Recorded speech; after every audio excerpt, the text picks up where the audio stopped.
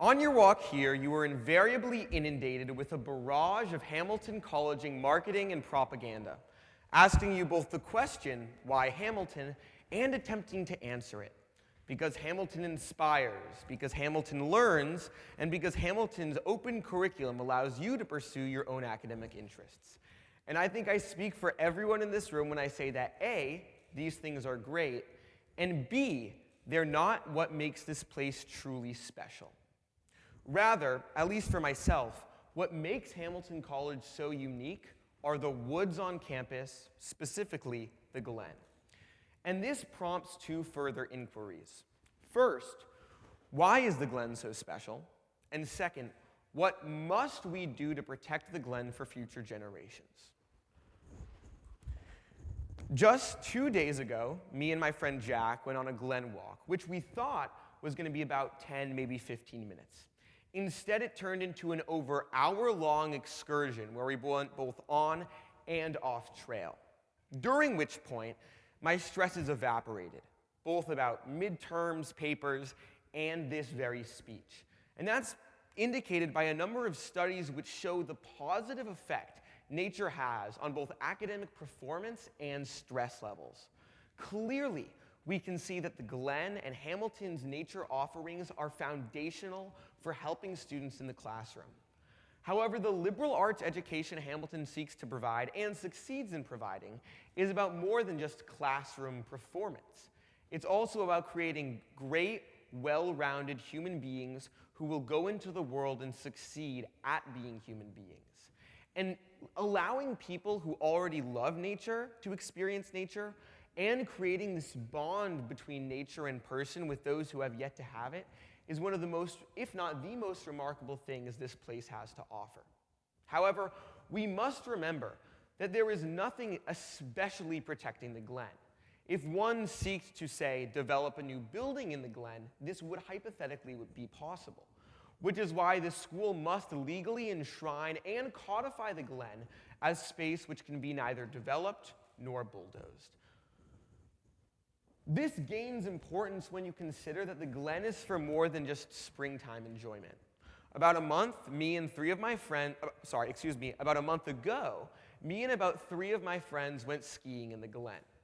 Unsurprisingly, given that 2 of my 3 companions had never skied before, there was a lot of stumbling, somewhat akin to that stumble I had just earlier.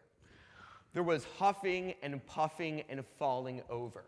But what I was surprised by was how at the end of this hour-long ski session, 2 of my 3 friends said it was the most fun they had had since getting on campus. By allowing students, regardless of financial privilege or physical levels, to go out and ski, to use free cross-country skis, snowshoes, and poles, the college furthers not only this relationship between human and nature, but also an appreciation for the winter, which is so foundational for such a cold place.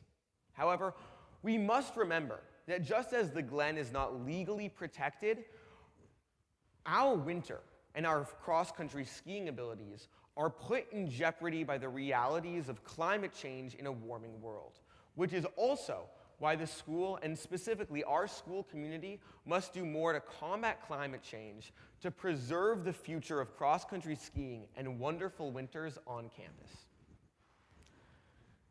Hamilton alumnus and poet Ezra Pound writes in his, I believe, 1874 poem, The Tree, "I was a tree amid the wood, knowing the truth of things unseen before. And when I go out alone into the Glen, walking for an hour, 2 hours, I feel like Ezra Pound. And although I lack the writing ability or the stature that Pound has, I guarantee that if you go into the Glen and you really think about the woods surrounding you, you will feel those same emotions. It gives you the ability to not only introspect, but recognize the world around you. And I firmly believe that Hamilton's incredible alumni, such as Pound, owe their stature and their reputation not only to the classroom education the school provides, but also the outdoor offerings. You can connect with nature at Hamilton. You can connect with the world around you. And that is why the Glen is so important, and that is also why we must protect the Glen for future generations.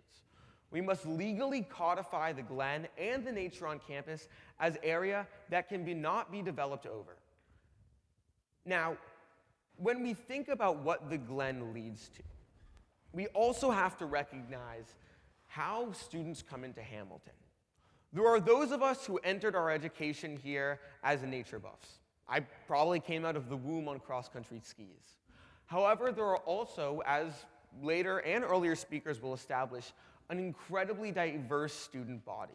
There are those students who, for a myriad of reasons, have never been able to cultivate or develop this relationship with nature.